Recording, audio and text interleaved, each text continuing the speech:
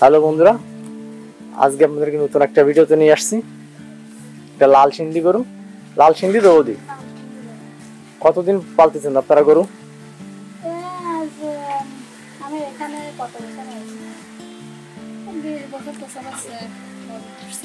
20 বছর ধরে গরু পুষতেছেন। এই গরু পুষে কি লাভবান নাকি? হ্যাঁ, লাভবান তো অবশ্যই। আমাদের উপরে ওঠার জন্য আমাদের গরিব মানুষের একমাত্র গরুই হচ্ছে সম্বল। তাই কিরকম? আমাদের খেতে খাটা মানুষের ওই দিন গেলে 300-400 টাকা করে আমাদের আনে, তাতে তো সংসার তো চলে না, আর গরুতে খাওয়ানো তো বেশি মুশকিল হয়ে যায়। তা তারের ভিতর থেকে আমাদের তারের ভিতর থেকে আমরা যেটুকু পারি তাই আর কি আমরা গরু খাদ্য জোগাড় করে ঘাস কাটি দিলে। কিনা খাবার কি খুব বেশি খাওয়ানো গরুরে? না, কিনা খাবার বেশি একটা খাওয়ানো হয় না। তার ভিতর খড় একটু দিই আর একটু ভুসি দিই, এই হালকা পাতলা না, খুব বেশি না।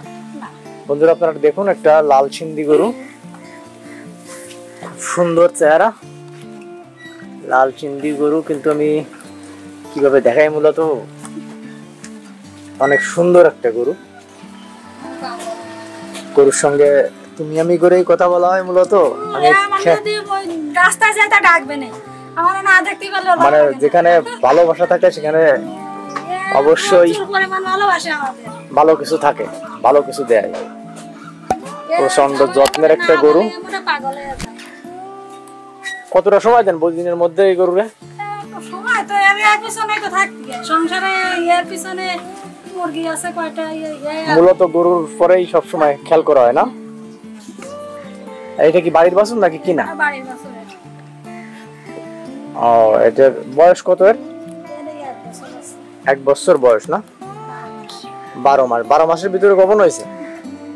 ও, গবন হয়নি এখনো পর্যন্ত, গবন হয়নি। 12 মাস বয়স, লাল সিন্ধি গরু। যারা লাল সিন্ধি গরু দেখতে চান, আপনাদের উদ্দেশ্যে বলি, এরা অত্যন্ত লাভজনক একটা গরু, এই লাল সিন্ধি গরু। একটু খেয়াল করুন, এর কম্বলটা অনেক বড় হয়। লাল সিন্ধি গরুর বৈশিষ্ট্য আপনাদেরকে বলি, লাল সিন্ধি গরুর সবসময় খেয়াল করবেন কম্বলটা অনেক বড় হবে। নাভি অনেক ঝোলা হবে নাকি বৌদি?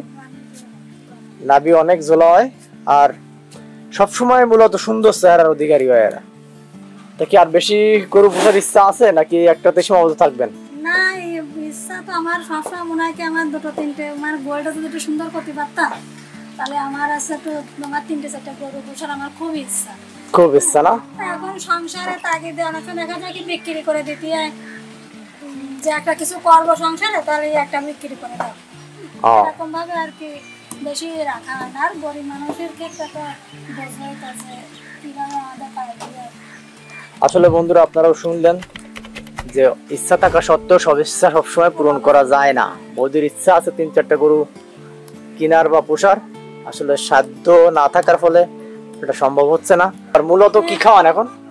এখন এই বিচেলি খাওয়াই, আর ওই অল্প অল্প বসে দিই, 2-3 মাস ছড়াই দিই, আর ওই খোল দিই, কাঁচা ঘাস অল্প মাত্রায় আছে। আমি তো কাটতে পারি না বেশি একটা।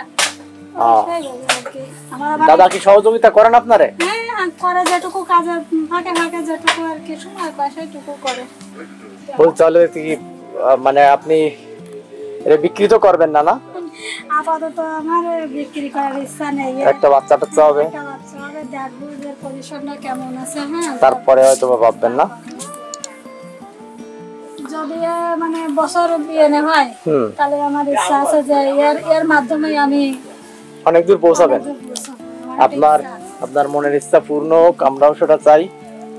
যদি এর যাই হোক বাচ্চা হয় বা ভালো পজিশন মনে বুঝতে পারেন তাহলে উনি গরুটা রেখে দেবেন। আর আমিও চাচ্ছি যে গরুটার আপনি যেমন চাচ্ছেন তেমনই হোক।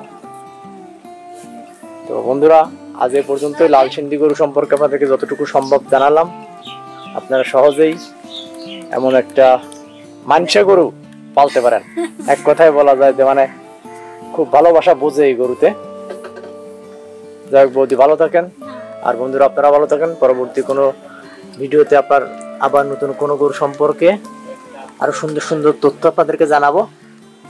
তো ধন্যবাদ সবাইকে।